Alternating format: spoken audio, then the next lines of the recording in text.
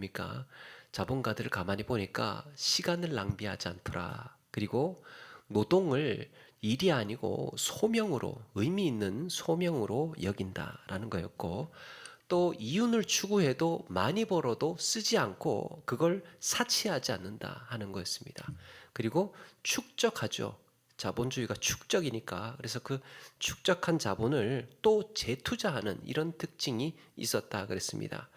이런 것이 이제 그 책 프로테스탄트 윤리와 자본주의 정신이라는 책에 이제 칼빈주의 영향이었다, 이런 것들이 칼빈주의 영향이었다라고 했습니다. 그러면 이제 칼빈이 뭘 강요했길래, 뭐를 강조했길래 근대 시대에 이런 자본주의의 형성 과정에서 영향을 줄 수 있었는가? 근대 시대에 칼빈이 뭘 가르쳤길래 영향을 주었는가? 그게 규율 훈련입니다. 규율, 디스플린, 규율 훈련. 그 근대 사회에 이것들이 이제 녹아들고, 또 녹아들고 어떻게 영향을 미쳤는가라는 것을 우리가 이해하려면 두 가지를 먼저 알아야 됩니다. 이 중세에서 근대로 넘어올 때요, 이 세계관, 사상 이런 것들이 이제 막 급속도로 변화되지 않습니까? 두 가지를 우리가 염두에 둬야 되는데, 하나는 교회 밖 개념이 생긴 거예요. 교회 밖이라는 개념이 등장을 하는 겁니다. 중세는 어떻습니까? 중세 세계는 태어나면 기독교인이에요.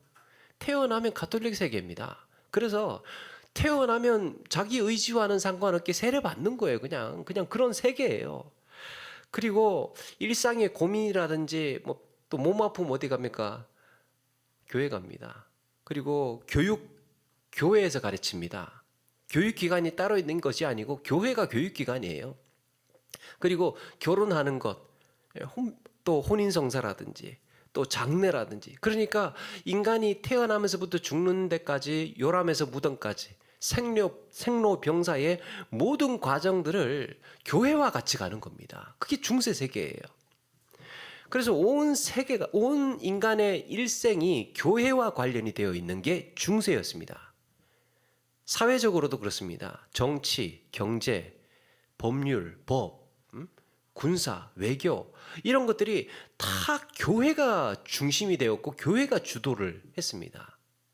모든 것이 종교라는 틀, 종교라는 제도 속에서 이루어지는 것이 중세 세계였습니다.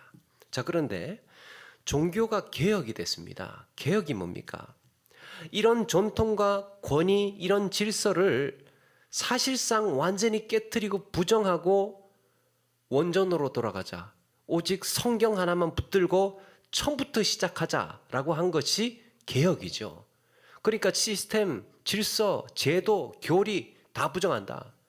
우리는 성경 하나만 들고 다시 시작하겠다. 그게 종교 개혁 아닙니까?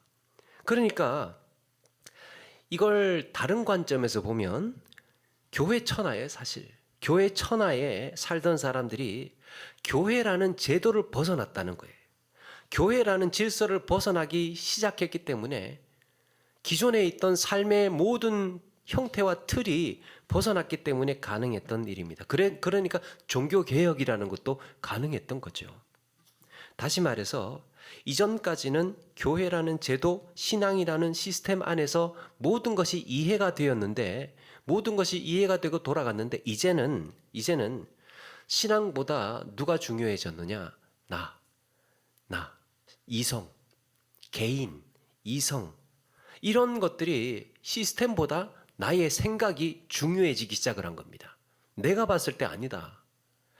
그래서 이제 중세는 태어나자마자 무조건 믿고 따라야 하던 시대였다면, 이제는 안 믿어도 괜찮은 시대가 된 겁니다. 가톨릭 안 믿어도 되는 시대로 변해가고 있는 겁니다. 그런데 이게 이제 그렇게 되면서 정치라든지 경제, 사회, 문화, 예술, 뭐 군사, 외교, 법률, 이런 모든 분야에서 한마디로 세속, 신앙과 관련이 없는 인간의 세상이 열리기 시작을 한 겁니다. 인간의 세상이 열리기 시작하니까 그 중에 하나의 부류가, 그 중에 하나의 흐름이 개혁이었던 거예요. 종교 개혁. 이게 축복인지 재앙인지 어쨌든 그야말로 판도라의 상자가 열리게 된 거죠. 근데 그러다 보니까 무수한 가치관들, 무수한 사상들이 쏟아지기 시작을 합니다. 개신교는 이제 이렇게 무수한 사상, 무수한 세계관 이런 것들이 막 사람들이 막 이런저런 이야기를 하기 시작하고 자기 생각을 끄집어내기 시작하고 그러니까요. 세상이 막 어지러워지기 시작합니다. 그래서 이런 혼란스러운 세상에서 개신교는 어떻게 살아야 하는지 답을 줘야 했습니다. 교회는 어떻게 살아야 되는, 신앙인들은, 그리스도인들은 어떻게 살아야 되는가 답을 줘야 했습니다. 그게 한 가지 숙제였고, 또 한 가지는 무슨 문제가 생겼느냐 하면 믿음과 행함의 문제가 생겼습니다. 우리 앞에서 했죠. 그 합력설과 단독설 설명드린 거 기억하십니까? 합력설과 단독설. 합력설이 뭡니까? 합력설. 구원받는 데 있어서 신과 인간이 합작해서 구원이 이루어진다라고 보는 것. 그래도 착한 일을 해야, 봉사를 좀 해야, 자선을 해야 좀 구원받는다. 이런 것과 연관이 되는 것. 물론 그리스도의 공로이지만, 구원은 그리스도의 공로이지만 거기에 예배 빠지지 않아야 돼. 주일 성수 빠지면 죄야. 세례, 성찬 반드시 지키고 해야 돼. 자선해야 돼, 봉사해야 돼 등등 이런 것들, 인간의 지분이 섞이기 시작하면서 인간의 행위가 그래도 조금은 영향을 미친다라고 보는 순간 구원의 합력설이라는 게 되는 겁니다. 구원의 합력. 근데 반면에 단독설은 뭡니까? 단독설은 오직 믿음, 오직 은혜, 오직 믿음, 오직 그리스도로만 구원받는다라는 겁니다. 자, 그런데 이제 개신교가 그렇게 오직 믿음, 오직 은혜, 오직 그리스도 이렇게 하면서 분리됐잖아요. 그런데 이제 문제가 생긴 겁니다. 무슨 문제냐? 그러면 왜 선하게 살아야 되지? 이 문제가 생겼습니다. 구원받았잖아. 믿음으로 구원받는다며. 그러면 왜 선하게 살아야 되지? 거룩하게 살아야 될 이유가 뭐지? 이 문제가 생긴 겁니다. 그래서 왜 순종해야 되느냐? 이런 것들이 고민이 되기 시작을 합니다. 그래서 왜 섬기고 순종해야 하는가? 이전까지는 봉사, 섬김, 순종, 헌신 이런 것들이요 구원에 매여 있었어요. 그래도 다 구원과 직간접적으로 연관되어 있었습니다. 그래서 착한 일을 해야 되는 겁니다. 봉사해야 되는 겁니다. 이만큼 강력한 동기부여가 어디 있겠습니까? 구원과 관련되어 있다니까 안 할 사람이 어디 있겠습니까? 믿는 사람이라면. 이게 다 구원에 포함된 것이라고 하니까 순종할 수밖에 없었던 거죠. 그런데 개혁교회는 이제 오직 믿음, 오직 그리스도로 구원받는다고 선언을 하니까 가톨릭에서 이렇게 비판을 했다고 합니다. 오직 믿음으로만 구원받는다면 도덕은 무너지지 않는가? 세상의 도덕은 무너지지 않겠는가? 그렇게 구원받았다고 치면, 이제 믿음으로만 구원받았다고 해버리면 이제 뒷감당 어떻게 하려고 이렇게 비난을 한 겁니다. 교회가 신자를 통제할 명분이 사라지게 된 거예요. 그동안에는 교회가 주일 빠지면 죄야, 또 봉사해야 돼, 선행해야 돼, 자선해야 돼, 이거 구원과 다 관련이 있는 거야 이렇게 가르쳐 왔는데 이제는 그게 아니라고 하니까 이런 명분이 사라지게 된 겁니다.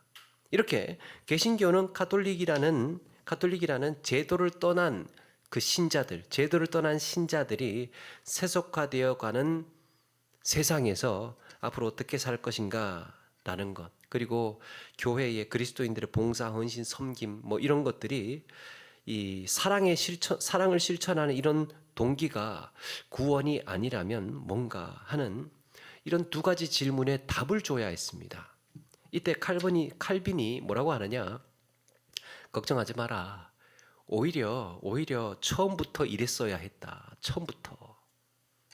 바로 거룩한 삶을 살고 순종하는 것은 구원의 조건이 아니다. 처음부터 그건 구원의 조건이 아니었다. 순종하고 거룩하게 사는 것은 구원의 조건이 아니고 구원의 결과라는 겁니다. 구원의 열매라는 거예요. 구원 받았으니까 그렇게 사는 겁니다. 그래서 구원 받았다면 이제야 거룩해져가는 성화의 과정이 있다고 가르칩니다. 여기에 등장하는 것이 바로 규율 훈련이라는 거예요. 이제부터 규율 훈련 이런 것들이 필요하게 된다는 겁니다. 하나님의 자녀가 된 자는 반드시 아버지의 훈련 과정이 수반되어야 한다고 말합니다. 이에 대한 근거가요, 그 칼빈이 자주 사용했던 성경 구절이 히브리서 12장 5절 이하입니다. 우리가 잘 아는 말씀인데요. 12장 5절에 내 아들아 주의 징계하심을 경히 여기지 말며 그에게 꾸지람 받을 때에 낙심하지 말라. 주께서 그 사랑하시는 자를 징계하시고 그가 받아들이시는 아들마다 채찍질 하심이라 하였으니. 8절에 징계는 다 받는 거래요. 다 받는 것이거늘 너희에게 없으면 사생자의 친아들이 아니니라 그랬습니다. 여기에 나오는 징계가 디서플린입니다. 징계, 규율, 훈련, 양육, 징계 같은 단어를 쓰고 있습니다. 그래서 이 징계를 규율이나 훈련이라는 말로 바꾸면 이렇게 이야기할 수 있습니다. 하나님의 자녀에게 규율은 다 있는 것이거늘 그것이 없으면 친자식이 아니니라. 하나님 나라의 백성에 일하면 하나님 나라의 백성으로서 규율은 훈련은 양육은 그대로 다 가르침은 다 있는 것이거늘 그런 게 없으면 하나님의 자식이 아니래요. 하나님의 자녀라면 훈련은 다 있는 것이거늘 그것이 없으면 사생자의 친아들이 친딸이 아니니라. 또 너희 인생에 믿는 자에게 징계가 없으면 역시 친아들 친딸이 아니랍니다. 규율, 훈련, 징계 이런 것들은요 자녀임을 증명하는 증거예요. 증거. 그래서 우리는 어쩌면 이런 상상, 이런 생각들을 예전에 예수 믿기 처음 시작할 때 이런 생각을 할지도 몰라요. 아니 예수 믿었더니 더 힘들어요. 더 힘들어.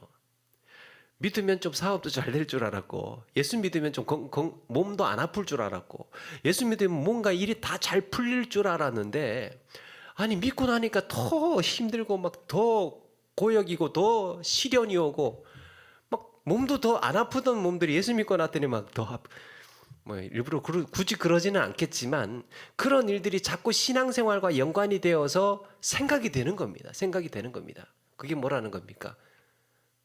히브리서 기자가 그렇게 말하는 겁니다. 이런 것들이 다 연단이고 훈련이고 징계고 규율이고 한다는 거예요. 그럼에도 불구하고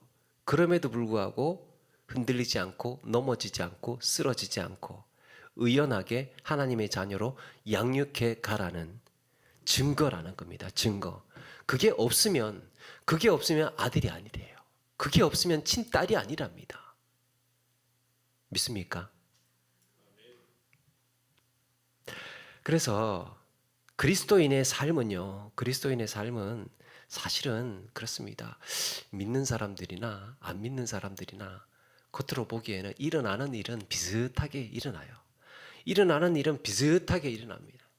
정말 현저하게 차이가 난다면 사실 안 믿는 사람이 어디 있겠습니까? 예수 믿었더니 성공하더라. 예수 믿었더니 뭐 공부가 잘 더 되더라. 예수 믿었더니 병 한 번 안 걸리고 살더라. 그게 증명이 되고 통계로 나온다면 세상에 안 믿을 사람이 어디 있겠습니까? 안 믿을 사람이 없죠. 없습니다. 그래서 연단의 과정이라는 거예요. 우리가 그리스도인들의 삶은요, 사는 날 동안 그렇게 깨지고 넘어지고 부서지고 아프기도 하고 일어나기도 하고 낙심했다가도 다시 추스리고 용기를 냈다가도 일어나기도 하고 그렇게 해가는 모든 연단의 과정이라는 겁니다. 성경이 이거는요 칼빈이 만들어낸 얘기가 아니에요. 성경에서 명확하게 기록하고 있는 말씀을 찾은 것입니다. 그러면 이제 어떻게 살 것인가? 히브리서 12장에 나오지 않느냐라고 한 겁니다. 여러분 자식을 다 교육하고 낳습니까? 내 이 자식을 다 성숙한 정말 막 하나도 흠도 없고 티도 없고 완전한 의연한 자녀로 다 교육을 해놓고 자식을 낳습니까? 안 그렇죠. 자식을 낳고 나서 그때부터 교육이 시작되는 거잖아요. 그렇죠. 그게 구원의 삶이에요. 구원 받아놓고 이제 교육이 시작되는 겁니다. 구원 받고 나서 훈련이 시작되는 거예요. 구원 받고 나서 연단이 되고 훈련이 되고 규율이라는 그 질서에 안에 이제 살게 되는 겁니다. 그게 주 안에서의 삶이에요. 그게 하나님 안에서의 삶이에요. 하나님 안에서가 아니면 규율도 필요 없고 훈련도 필요 없어요. 연단이라는 것도 필요 없어요. 하나님 안에서가 아니면 아프면 재수 없는 겁니다.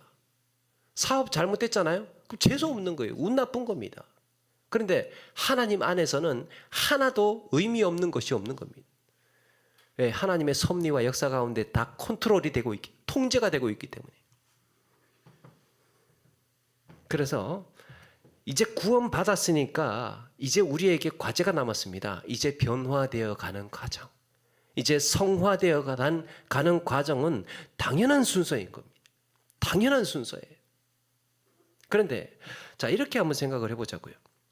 이게 이제 중요한데요. 규율, 훈련, 뭐 징계, 금욕, 절제 사실 이런 가치들이 이런 사람들이 실제로 수도원에 있어야 됩니까? 아니면 정말 부패하고 타락하고 하나님을 부인한 더러운 세상에 사는 사람들이 이런 것들을 지킵니까? 보통 어디가 연관되어 있습니까? 규율, 훈련, 징계, 금욕, 절제. 어디 사람들이? 수도원 사람들이 지키는 거예요. 수도원 사람들이. 실제로도 중세의 수도원들이 그렇게 살았고 수도원 사제들이 그렇게 살았어요. 그 엄격한 규율, 훈련, 금욕, 절제. 그러니까 이건 수도원에 있는 사람들이 지키는 겁니다. 엄격한 학교 가보세요. 또 이렇게 뭐 엄한 집에 가보세요. 이런 규율이 엄하고 또 훈육이라든지 징계라든지 절제라든지 이런 것들이요. 이 뭔가 이렇게 갇혀 있는 목적을 가지고 있는 시스템, 목적을 가지고 있는 제도 안에서 어마어마하게 강합니다. 그런데 이 프로테스탄트 윤리와 자본주의 정신에서 막스 베버가 이런 말을 합니다.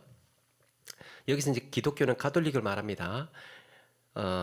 기독교 금욕주의는 처음에는 속세를 거부하고 이로부터 벗어나 자신을 고립시키지만 결국 수도원과 교회를 통하여 자신이 거부한 세상을 통치하였다.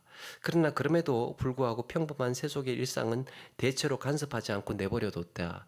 세상의 세속적인 사람들은 저거는 그냥 세속적인 사람들, 인간들이니까 그냥 내버려둬. 우리만 거룩하고 우리만 그렇게 살아. 이 중세 후기에 가톨릭 교회는요, 세상이 부패했기 때문에 수도원이 생긴 거예요. 세상이 부패했기 때문에. 그래서 거룩하게 살려면 세상으로부터 격리되어야 된다고 생각했습니다. 세상으로부터 벗어나와야 한다고 생각을 했습니다. 성 속에 분리가 된 거죠.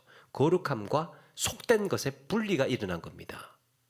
그래서 수도원 같은 곳이 이 격리되어서 어마어마한 규율과 금욕과 절제된 삶을 살아가게 됩니다.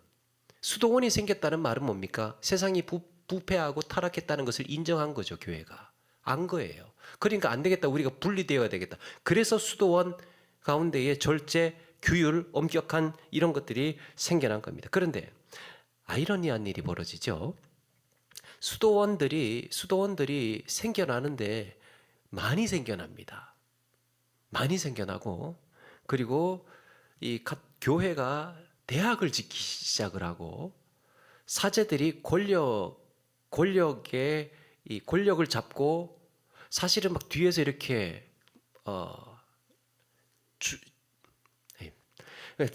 이 뒤에서 이 권력을 이렇게 막 이렇게 뒤에서 흔들고, 정치에 직간접적으로 관여하기 시작을 하고 편지 한 통 보내고 막 이런 식으로 해서 이게 세상을 관여하게 하게 된다는 거죠.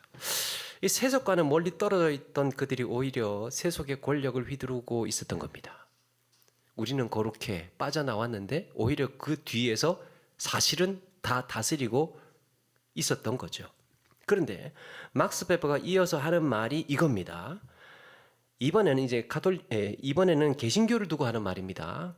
이어서 하는 이야기예요. 그러나 이번에는 일상의 시장 바닥에 뚜벅뚜벅 걸어 들어와 개신교입니다. 등 뒤에 수도원의 문을 힘껏 닫아버리고 일상적인 삶의 미세한 부분까지 특유의 질서 정연함으로 무장한 채 침투하여 세속적이지도 않고 속세를 위한 삶도 아닌 삶을 만들어내기 시작한다. 이게 개신교인들이라는 겁니다.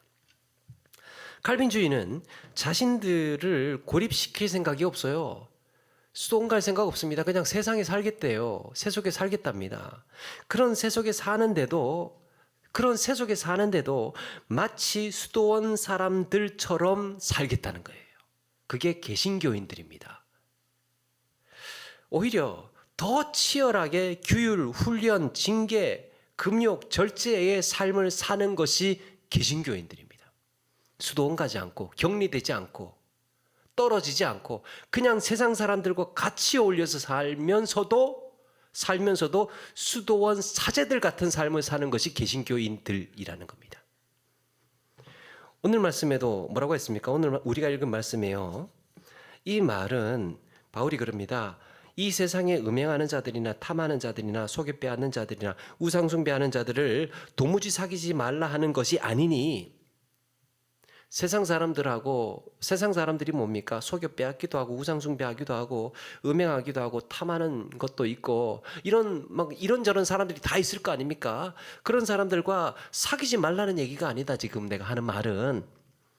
그러면 세상 밖에 나가서 살아야지, 수도원 가서 살아야지 할 것이 아니라는 거예요. 무슨 말입니까? 타락한 세상의 사람들 사겨라, 어울려라, 같이 지내라는 겁니다. 같이 일도 하고 어울리기도, 같이 밥도 먹고 같이 살아라는 겁니다. 대신에 11절, 만일, 이제 그리스도인입니다. 만일 어떤 형제라 일컫는 자가 음행하거나 탐욕을 부리거나 우상숭배하거나 모욕하거나 술 취하거나 속여 빼앗거든 사귀지도 말고 그런 자와는 함께 먹지도 말라. 내가 하는 말은 그거다. 교회 공동체 안에서 믿는 자들이라는 사람들 안에서 우상숭배하거나 모욕하거나 술 취하거나 속여 빼앗거든 사귀지도 말고 그런 자와 함께 먹지도 말라. 아니 이거 좀 그렇지 않습니까? 아니 세상 사람들하고는 막 사귀고 어울리라고 그랬는데 그래놓고도 아무렇지도 않게 사귀고 어울리라고 해놓고 믿음의 형제가 그렇게 하면 사귀지 말고 어울리지 말라요. 더 심하게 이야기합니다. 이 악한 사람들은 13절에 이 악한 사람들은 너희 중에서 내쫓으라 그럽니다. 내쫓으라. 13절에 교회 안에서 그러고 있으면 믿는 형제들끼리 그러고 있으면 그렇게 하라는 겁니다. 이게 같은 믿음의 공동체의 구성원이 그렇게 하면 엄중하게 다루라고 말하고 있는 겁니다. 엄중하게 다루라고. 그만큼 믿는 자는 책임을 같이 해야 하고 서로 그렇게 나는 그렇게 하지 않는가? 너는 그렇게 하지 않니? 막 이렇게 서로 막 이렇게 돌아보라는 겁니다. 그게 히브리서 13장에도 또 다시 한번 등장을 하죠. 너희는 도라보와 에서와 같이 망령된 자가 있는 것 두려워하고 우리 안에 혹시나 그렇게 살아가고 있는 사람이 있는 것 떨면서 돌아보라. 나도 그렇지 말아야 되겠지만 나와 함께 신앙생활하는 자가 혹시나 넘어지고 혹시나 세속적인 삶을 살고 있는지 두려워하라는 겁니다. 죄에 대해서 용납하지 말라 말하고 있습니다. 명확한 거죠. 똑같이 살아라. 똑같이 살아가는데 세상 사람들과 똑같이 살아가는데 너희들의 삶은 그러지 말아야 된다는 거죠. 바로 이런 신앙의 태도가 개혁주의 신앙을 만들어낸 겁니다. 맡겨진 직업을 하나님의 소명으로 알고, 그러니까 안창호 선생님이었나요? 제가 안창호 선생님 미국에 갔을 때 이 집 하인으로 일을 했다지 않습니까? 일을 했는데 빗자루 쓸고 청소하는 거 보고 불러, 야, 너 어떻게 그렇게 성실하게 살아? 주인이 보든 안 보든 그렇게 열심히 성실하게 일하냐 그러니까 나 그리스도인입니다 그랬답니다. 그리스도인입니다. 그러니까 청소하는 것만 봐도 아는 거예요. 뭐 일 한번 시켜보는 것만 해도 아는 겁니다. 신실하게 일합니다. 아니 그냥 주인이 그냥 다 맡겨놔도 요셉처럼 다 맡겨놔도 되는 사람이 그리스도인이라는 겁니다. 뭐 시대가 좀 지나서 지금 그런 개념이 좀 요즘에는 제가 몇 번 늘은 아니고 몇 번 말씀드렸지만 구인 전봇대에 구인 구직 광고 3, 40년 전만 해도 밑에 당구장 표시하고 기독교인 환영 적혀 있었다니까요. 기억나지 않습니까? 구인 구직, 인원 몇 명, 직장 무슨 일 하고 당구장 표시, 기독교인 환영 있었다니까요. 근데 그런 게 어디 있습니까? 그런 게 어디 있습니까? 그러니까 이게 우리는 이걸 본질을 사모하는 겁니다. 원래가 기독교인이 그렇다는 것을 우리가 알고 있어야 되고 또 우리가 그것을 성경에서 가르치고 있으니까 추구해 가야 된다는 겁니다. 그래서 맡겨진 직업을 소명으로 알고 시간 낭비하지 않고요. 시간 지키고 시간 낭비하지 않고 부지런하게 성실하게 일하고 돈 벌어도 허투루 쓰지 않고 낭비하지 않고 일상생활의 규모가 딱 잡혀 있고 그리고 뭐 에라 모르겠다 그러면서 막 기분에 감정에 휘둘리지 않고 철저하게 규율과 절제된 삶을 살아내는 것. 그리스도인, 개신교인들이라는 겁니다. 그들이 누굽니까? 수도원에 있어야 할 사람들이 세상 속에 들어와서 살고 있는 겁니다. 개신교인들. 막스 베버는 이런 개신교인들이 그들의 삶이 근대 자본주의의 정신에도 영향을 주었다라고 하는 거예요. 그 정도 살았으니까. 그 정도 하니까.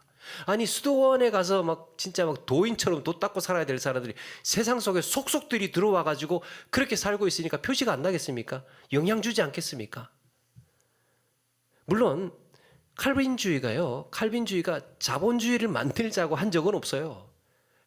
칼빈주의가 자본주의를 생산한 것은 아닙니다. 자본주의가 우리가 알다시피 복합적으로 작용했잖아요. 막 이 근대가 발달하고 상업이 발달하고 무역이 발달하고 금융업이 발달하고 이러니까 과학이 기술이 발달하고 그러니까 자본주의가 이렇게 그 복합적으로 형성이 된 거예요. 여러 가지 요인 속에서 그럼에도 칼빈주의가 개혁주의가 근대 자본주의 정신의 토양을 만드는데 초기 자본주의 정신의 토양을 만드는 데에 중요한 영향을 주었다라고 베버가 말하고 있는 겁니다. 그러면 근대 사회에 근대인들의 일상은 어떻게 바뀌었는가? 어떻게 바뀌었습니까? 이 막스 베버의 말처럼 삶의 미세한 부분들까지 특유의 질서 정연함으로 무장한 채 침투하여서 사람들 속에 속속들이 침투하여서 세속적이지도 않고 그렇다고 속세를 위한 삶도 아닌 이전에는 없던 매우 독특한 삶의 형태가 만들어지기 시작을 했다라고 이야기를 하는 겁니다. 이전에는 그렇게 산 사람들이 없었다는 거예요. 칼빈주의는 돈 벌어서 쓰는 게 목적이 아닙니다. 돈은 버는데 그거 흥청망청 쓰려고 버는 게 아니에요. 일정하게 일을 하다가 보니까 돈이 벌려지는 겁니다. 이게 자본주의의 원리와 맞아떨어지는 거죠. 왜 그랬습니까? 자본주의가 뭡니까? 자본이 쌓여야 자본주의잖아요. 자본이 있어야 자본주의잖아요. 그러니까 버는 족족 써버리면 자본주의가 발달이 안 됐을 겁니다. 그 자본주의가 안 되죠. 자본이 없는데. 그런데 이 사람들은 가만히 보니까 자본이 축적이 돼요. 저금을 합니다. 돈이 쌓여요. 그리고 나서 이제 자본이 되니까 말 그대로 자본이 되니까 재투자할 수 있는 능력들이 생기는 거죠. 규율이 잡히고 열심히 일하는 데에 잠 안 자고 열심히 일합니다. 막스 베버는 이런 모습을 이전 시대에는 찾아볼 수 없는 일종의 정신병에 가까운 형태로 보았습니다. 세상에 이런 사람들이 있다고? 새벽같이 일어나서 밤늦게까지 딱 그리고 일하고 더도 말고 딱 그렇게 규율 잡힌 일상생활을 저렇게 살아간다고? 옛날에는요, 살아보지는 않았지만 아마도 그랬을 것 같아요. 아침에 일어나서 배고프면 밥 먹고 사람들하고 한 두서너 명 모여가지고 이런저런 이야기하다가 해 뉘엿뉘엿 뭉개다가 시간 뭉개다가 이런 뉘엿뉘엿 가게 되면 아이고 하루 좀 다 갔네. 밥 먹으러 가자. 그러면서 이제 또 가가지고 하루 해가 지났을 겁니다. 아니면 누가 주인이 일을 시키면 주인 눈치 보면서 그냥 이제 좀 몸사려 가면서 좀 슬렁슬렁 일을 해가면서 그렇게 살았을 거예요. 그런데 보든 안 보든 딱 정확하게 부지런하게 성실하게 정직하게 하는 사람들이, 그런 계층들이, 그런 부류의 사람들이 생겨나기 시작을 했다는 겁니다. 왜 이렇게까지 하는 건가? 그런 기강 잡힌 삶 자체가 그리스도의 형상을 이루기 위해서 매 순간 훈련으로 보는 거죠. 훈련으로. 그리고 그게 그리스도인의 삶이기 때문이라는 거죠. 그렇게 사는 겁니다. 복음으로 자유롭게 된 신자가 하나님의 자녀답게 살아가는 이유와 방식이 설명이 된 겁니다. 왜 그렇게 살아가는데? 하나님의 자녀라서 그래. 나 하나님의 백성이라서 그래. 아니 왜 그렇게까지 절제하는 거야? 왜 그렇게까지 이 탁탁 그런 규모 있는 삶을 사는 거야? 그냥 시간 네 마음대로, 네 시간 네 마음대로 써 아니라는 겁니다. 나에게 주어진 시간으로 믿은 거예요. 나에게 주어진 자본이라고 생각한 겁니다. 그러니까 허투루 하지 않는 거죠.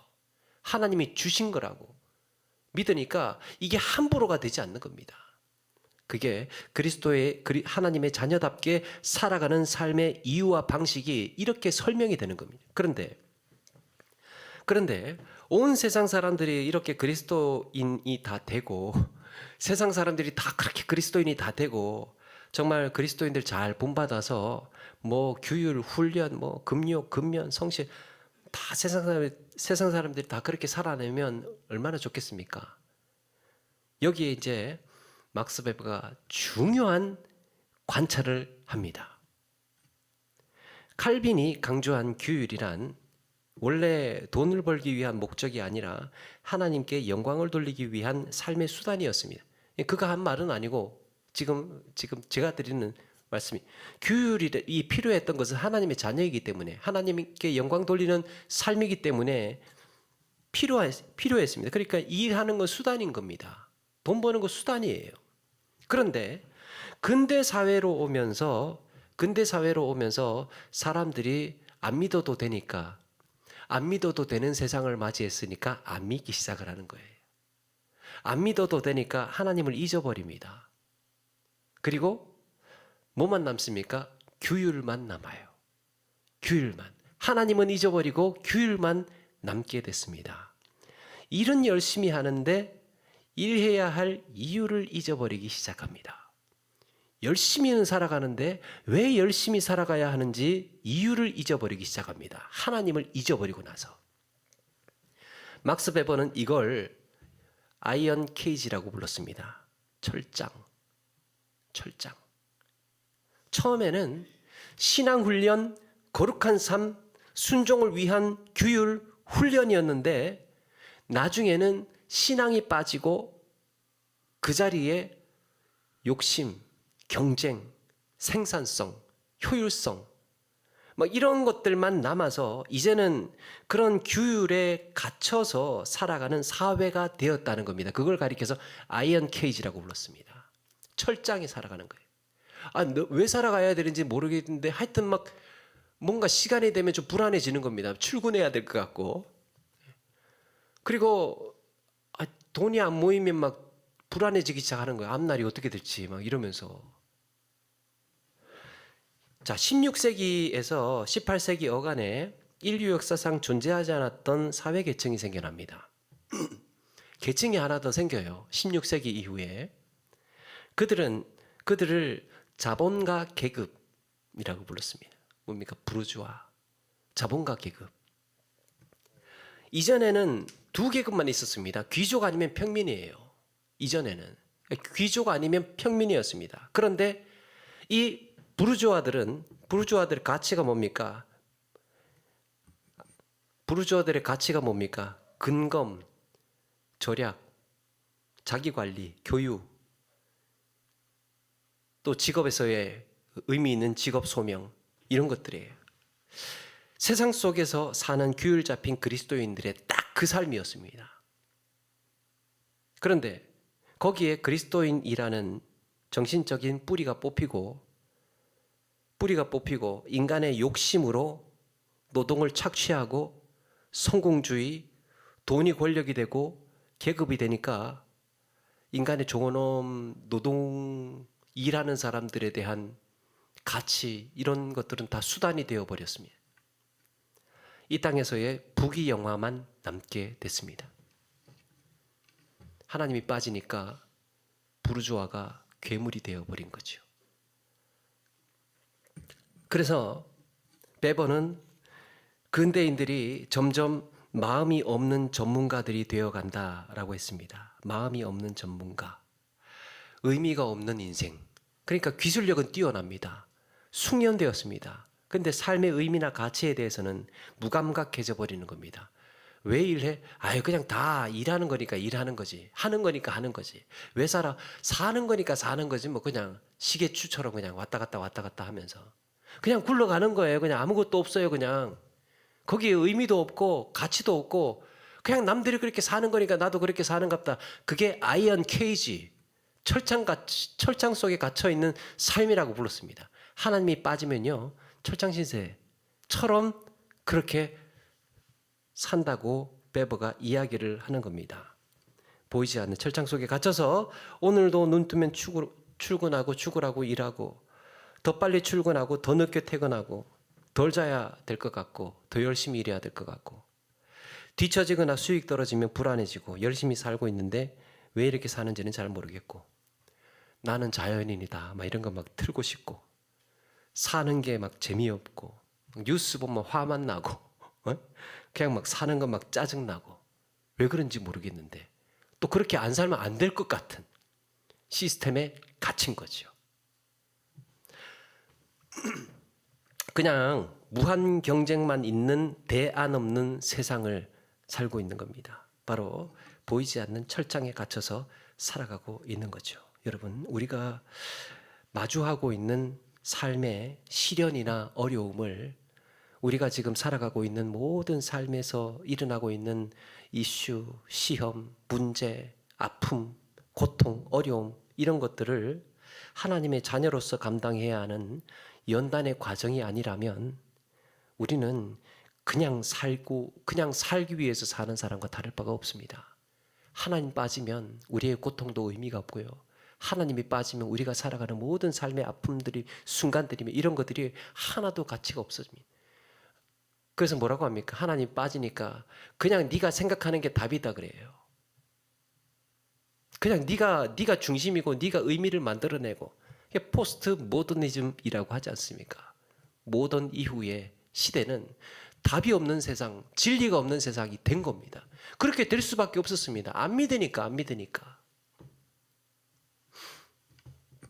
그렇게 흘러갈 수밖에 없었습니다. 그래서 우리가 부지런히 일하고 정직하고 성실하게 사는 이 모든 삶이 하나님의 영광을 위해서 하나님의 백성답게 살기 위한 훈련이라는 점을 기억하시고, 이 모든 것들이 자녀로서 다듬어져 가고 하나님의 자녀답게 살아가기 위한 규율 속에서 내가 자발적으로 선택하고 순종하고 거룩하게 살기 위한 삶이다라는 것이, 이 삶이다라는 것이 우리에게 삶에 명확해지면 일하는 태도도 달라지고, 봉사하는 태도도 달라지고, 모든 것이 살아가는 삶의 자세도 달라지고, 거짓말할 이유도 없어지고, 성실하게 살지 않을, 눈치 보면서 살아가야 할 이유도 없어지는 거고, 그렇게 된다고 말하고 있습니다. 그리스도의 형상을 이루어가는 이런 거룩한 그리스도인의 삶을 살아내시는 우리 모두가 되기를 주의 이름으로 축원합니다.